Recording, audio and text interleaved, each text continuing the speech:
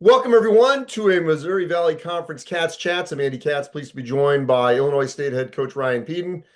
On the verge of playing at UIC, the Flames certainly have had a pretty good season. And, it's funny, Ryan, when I saw, I think it was Bill, your sports information director, at the Hall of Fame for Doug Collins. Yeah. He mentioned, he says, you better do our interview later in the season because we're going to be better later. And certainly, you've won four of your last five, only lost coming to top two Bradley. So maybe there was truth in that things are getting better as this team matures and comes together. Yeah, for sure, Andy. Like most teams, we had a good amount of turnover. But if you followed us this year, you know that a couple of our leading scorers and a couple of our better players are actually sophomores. So Johnny Kinzinger being one of those. Johnny got great experience last year as a freshman, so he's a little bit more of a seasoned sophomore. But the guy that's really emerged for us this year is Chase Walker. And Chase was going to redshirt last year. We actually took him off redshirt when we had an injury to Brandon Lieb about halfway through the season. This was in January. That was a tough decision, but we took him off redshirt. He did contribute to some level last year, but he has really emerged this season as a go-to scorer, player, and a playmaker as a big. So we're blessed. It used to be a great thing when your best players were sophomores. Nowadays, you're hoping that they're going to be around for the rest of their career. Yeah, look, I mean, for Chase to be your leading scorer and sort of leading you in every major statistical category and to have been there a couple of years, that's significant. Unfortunately, in the Valley, we've seen some of these players more so in their fourth year, Yeah. leaving for that post grad. So they've for the most part graduated, but it just feels like Chase is on that track. I'm not saying he's going to leave, but I mean just where he's maximizing and continuing to improve for you now, and it's great to have someone who you're familiar with and not having to sort of rebuild it with a leader right off the bat. How much has that made this transition a little bit easier that your leading scorer is someone who you've had for almost 2 years in the program? Yeah, that's been in the program. I think program equity is what I call it. I think that's so important. It's obvious, like, all teams want to be older, right? Get old and stay old.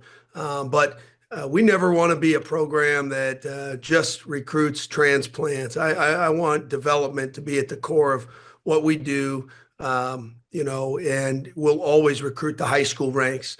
So having those guys that we can develop from a young, early age is very important. And the fact that they've been in the program is very important. We have a core group of guys that have been here for 2, Malachi Poindexter, even 3 years. So that's been beneficial. And I think you see that across college basketball. It's not just being old, but it's being old and having experience in your program, and that's certainly valuable for us.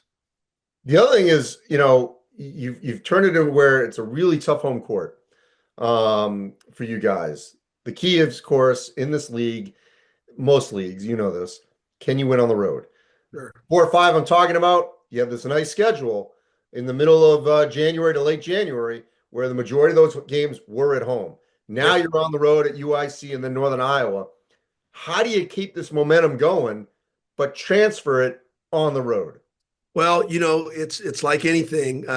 You got to protect your home court, number one, but then when you go on the road, being able to steal a few on the road. I think all coaches would tell you, like, winning all games on the road, that's difficult. But can you steal some on the road? Can you beat some upper tiered teams on the road?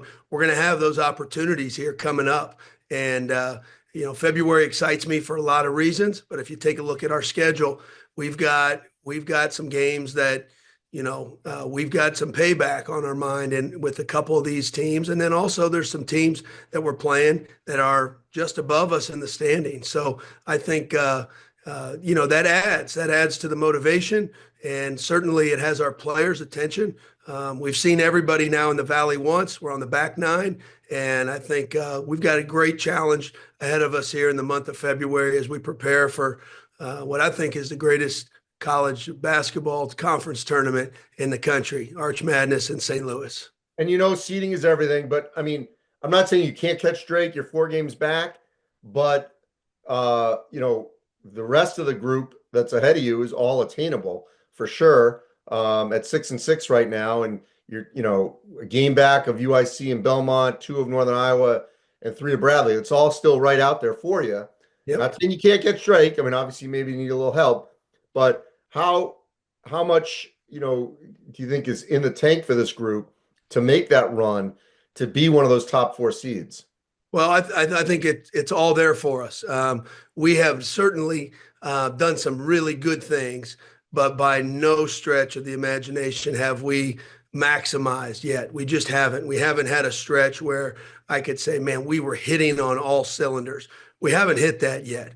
And, we want to be playing our best basketball in February and March. That's been our mode all along. And that's something I've echoed since the summertime. We talk about it all the time. So this is a journey. This is a long journey, right? Our college basketball season is borderline 6-month calendar season. So you can't succumb to all the highs and all the lows that a season provides.